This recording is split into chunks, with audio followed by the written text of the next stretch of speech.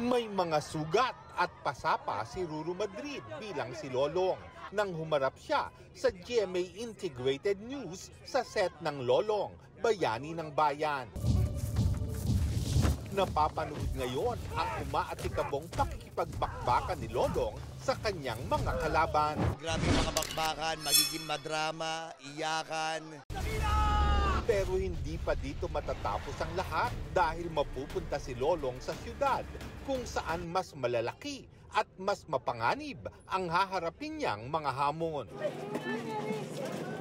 Ibang-iba yung location po natin ngayon dahil may panibagong sorpresa po ang Lolong para po sa mga manonood natin.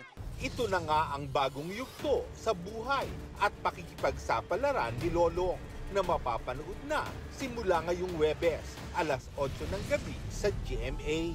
Ito po ang aming kauna-unahan taping para po sa bagong yugto ng Lolong.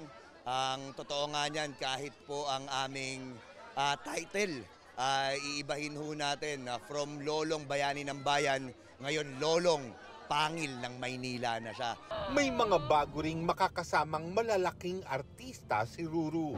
Nandito po si Miss Tessie Tomas, ganun din po si Mr. Ketchup Eusebio.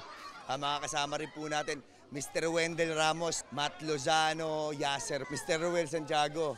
Makakasama rin po natin. At para sa mga fans ng dambuhalang buhayang si Dakila, abangan po natin paano ba muling magtatagpo si Lolong at ang kaibigan niya na si Dakila.